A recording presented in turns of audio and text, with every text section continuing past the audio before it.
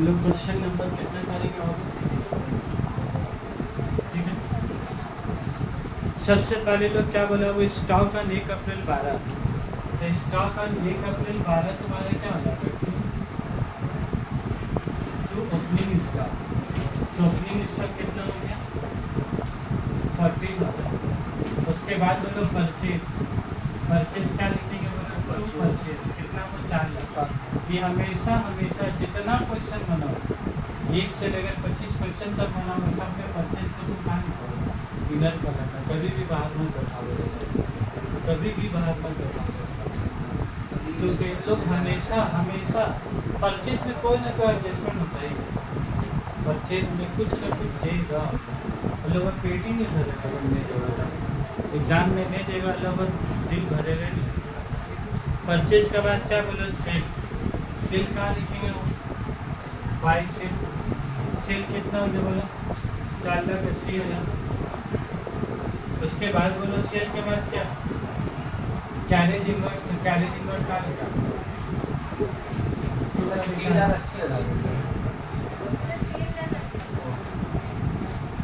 1 लाख बढ़ाया जाना नहीं, कैरेज इनवर्ट 20,000। कैरेज इनवर्ट के बाद अब रिटर्न आउटवर्ड, चलो अब लिखो नोट्स में लिखो, रिटर्न आउटवर्ड के बगल में लिखो परचेज रिटर्न, याद रखना है रिटर्न आउटवर्ड क्या हुआ परचेज रिटर्न और रिटर्न इनवर्ट क्या होगा सेल रिटर्न। देखो हम लोग प्लान लिख लिया उसमें रिटर्न आउटवर्ड क्या लिखो परचेज रिटर्न और रिटर्न इनवर्ट सेल रिटर्न, ठीक है। तो हम एक बात बोले रिटर्न आउटवर्ड तुम्हारा क्या हुआ परचेज रिटर्न, तो लिख दो आगे यहाँ पर रिटर्न आउटवर्ड, हम लोग बोला जो लिख दो 80,000, तो 4 लाख में से 80,000 गया तो कितना बचा 3,20,000। उसके बाद हम लोग क्या बोला वेजेज एंड सैलरी, तो वेजेज एंड सैलरी कितना गया तुम्हारा 50,000। वेजेज एंड सैलरी के बाद जो क्या बोला वो रिटर्न इनवर्ट, तो लेस लिख दो सेल में से return invert,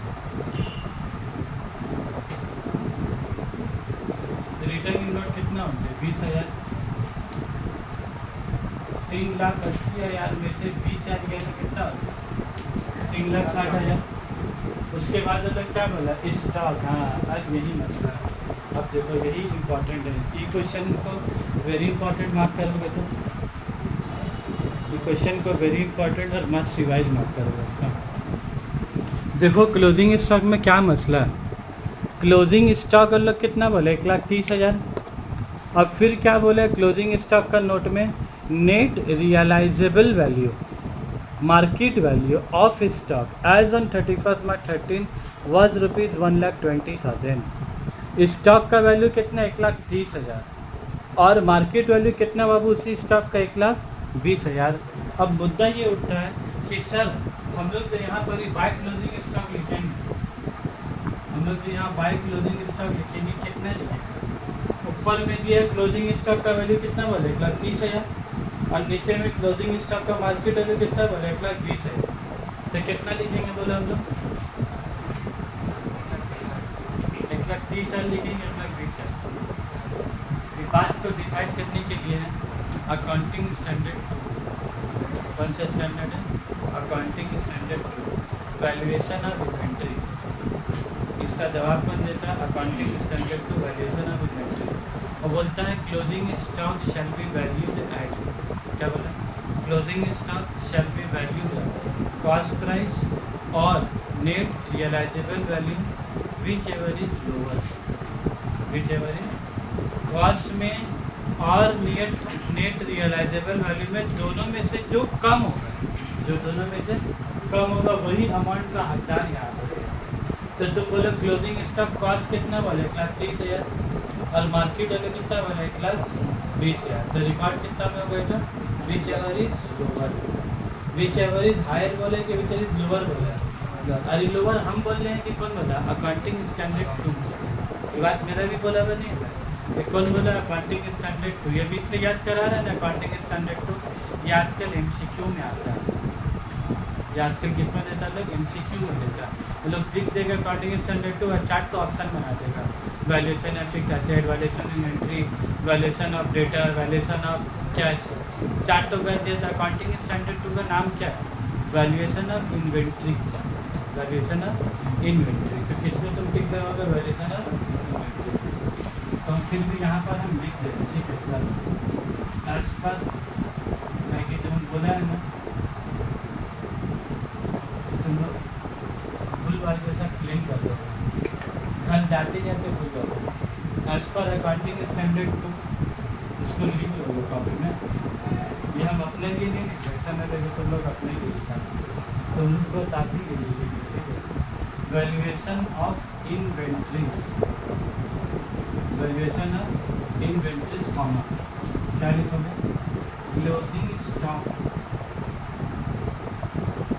shall be valued at, closing stock shall be valued at cost price, और इसका ऐसे लिखने में तरीका जब हम कैसे सजा रहे हैं, कॉस्ट प्राइस और को कहाँ लिखा, बीच में लिखा, और नेट रियलाइजेबल वैल्यू,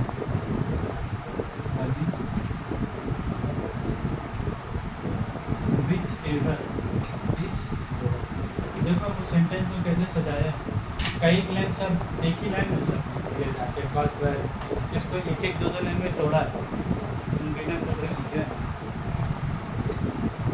यही लेवल लगाए। देखोगे तो यार हमको फॉलो तो करोगे ना कम से कम।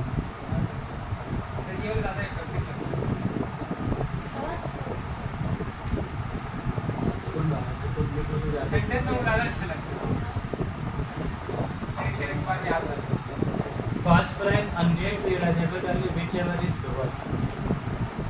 कॉस्ट प्राइस क्वेश्चन में कितना दिया, 1,30,000 है, नेट रियलाइजेबल वैल्यू कितना दिया, 1,20,000 है, ठीक है। फिफ्टी में हम काहे लिखा, पगला है से पढ़ा रहे भाई के अलग अलग लाइन में, इसका बगल में अमाउंट बैठाना, इसका बगल में अमाउंट बैठाना है, और उसके बाद तुमको लिखना है वैल्यूएशन ऑफ क्लोजिंग स्टॉक।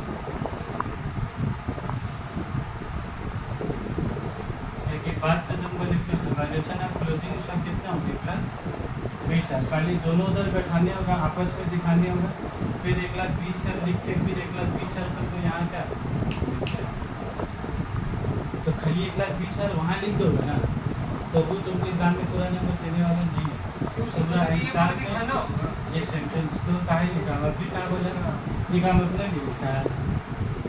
अभी क्वेश्चन 1 2 क्या तो इसको लिखने हुआ काहे नहीं लिखा, नहीं चुप से कह देगा, वो चेक न करेगा, तुमको मालूम है कि नहीं है। जैसे हम तुमको बताए तो अभी तो तुमसे खोजेगा ना कि नहीं खोजेगा।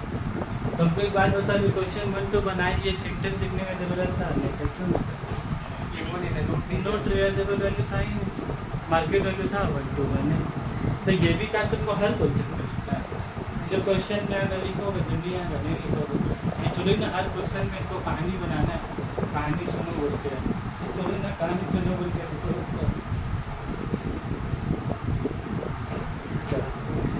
बोलो अब बाकी का बात, इसको ऐड करो, वो 3,60,000 प्लस 1,20,000 कितना हो गया, 4,80,000। 4,80,000।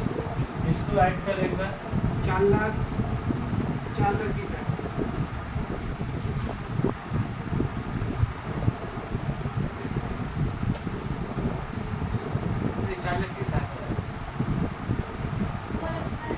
हाँ 40,000 प्लस 3,20,000 20,000 प्लस 50,000।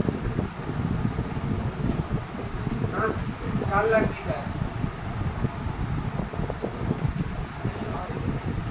कैलकुलेशन कुछ नहीं करोगे तो एग्जाम में ना कंफ्यूज आ जाएगा, किसको लाएंगे कैसे, 4,20,000।